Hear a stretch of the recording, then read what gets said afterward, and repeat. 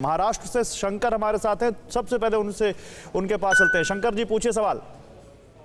हाँ, कोई भी कोरोना का पेशेंट हो ना, उसे बड़ी मच्छी का पीस से खिला दो, आधे घंटे में ठीक हो जाता और वो भागते भागते घर को चले जाता। शंकर जी, आप सलाह दे रहे हैं कोई? एक बार फिर से बोलिए। मुझे लगता है आपने बड़ी काम की बात कही है। कोई हमारे जो दो डॉक्टर साहब हैं उनको समझ में नहीं आया, मुझे भी समझ में नहीं आया। जरा फिर से और धीमे धीमे बोलिए, क्या कह रहे हैं आप? क्या खिला दें कोरोना के मरीज को? भूख से बड़ा कोई बीमारी नहीं ना। सबसे बड़ा कोरोना भूख है, भूख। बच्चों को जिंदा रखने के लिए घर में खाना अनाज होना। किसान को कुछ मिला तो दो मजदूरी लगाते हैं और वो खुद भी करते हैं। मुझे लगता है आप कुछ दूसरी तरफ इशारा कर रहे हैं कि लोगों को सुविधाएं मिलनी चाहिए। चलिए इसको शामिल करेंगे उसमें हम। डॉक्टर साहब, जब आप बोलिएगा तो उनकी बात को भी शामिल कीजिएगा। लेकिन गया से श्रीनाथ एक हमारे साथ हैं दर्शक। श्रीनाथ जी, सवाल पूछिए। हाँ, हमारा सवाल ये है जी कि ये नींबू जो नाक में दिया जाता है उससे तो बहुत लोगों को फायदा हुआ है। डॉक्टर इसको सिद्ध क्यों नहीं करते हैं कि ये नींबू से फायदा है? अच्छा, डॉक्टर चंद्रा, आप बताइए क्यों नहीं सिद्ध करते आप लोग?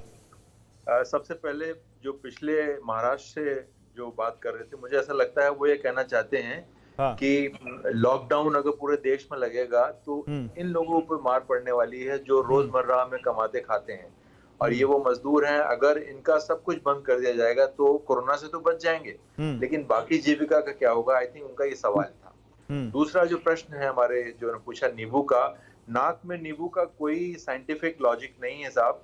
नींबू का सेवन पानी में डाल के करने से तो विटामिन सी बढ़ती है और उससे आपकी इम्यूनिटी बढ़ती है, लेकिन ये नाक में नींबू डालने का जो है, मुझे नहीं लगता कि कोई साइंटिफिक लॉजिक है इसका, और इसको आपको नहीं करना चाहिए। ठीक है, बिहार से प्रवीण जी हमारे साथ हैं। प्रवीण जी, सवाल पूछिए। प्रवीण जी, आवाज आ रही है? अच्छा, प्रवीण जी तक आवाज नहीं आ रही। हरियाणा से राजेंद्र जी हमारे साथ हैं। राजेंद्र जी, सवाल पूछिए। सर, मैं ये कह रहा हूँ, मैं डायबिटीज पेशेंट हूँ। मैं वैसे तो सुबह शाम 2.5-3 किलोमीटर सुबह, 2.5-3 किलोमीटर शाम को घूम के आता हूँ। और एक मेरा दोस्त है मिस्टर अशोक कुमार, डिस्ट्रिक्ट, जिससे उनकी मैडम को ना सांस की तकलीफ हो रही है, तो उसके बारे में आप बताएंगे? डॉक्टर राजीव, क्या समझ में आ रहा है इनकी बात सुनकर?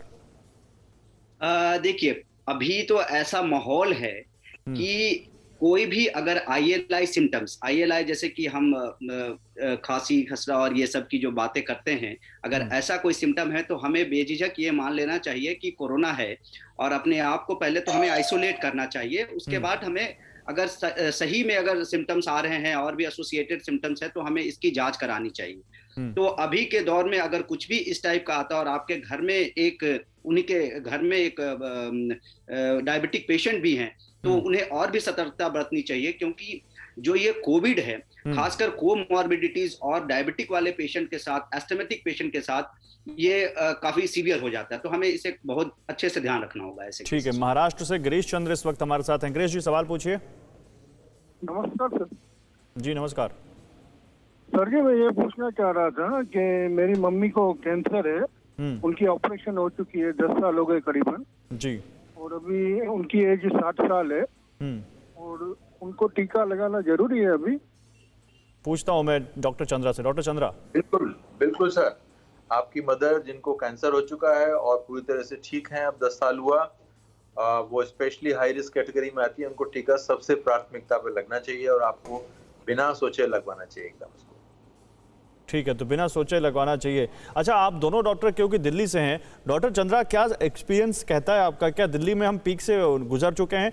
दिल्ली में क्या इस वक्त केसेस कम हो रहे हैं? देखिए, इस पे कमेंट करना थोड़ा मुश्किल होगा। केसेस कम होना निर्भर करता है अस्पतालों में बेड्स की अवेलेबिलिटी के ऊपर, और जहां तक मेरा ऑब्जर्वेशन है, बेड्स अवेलेबल नहीं है अभी भी। दुर्भाग्यवश किसी को वेंटिलेटरी बेड की आवश्यकता है तो बिल्कुल नहीं अवेलेबल, और जो ऑक्सीजन बेड्स हैं वो कहीं कहीं कभार मिलते हैं आपको, तो उससे मुझे नहीं लगता कि दिल्ली में इसकी तादाद कम हो रही है।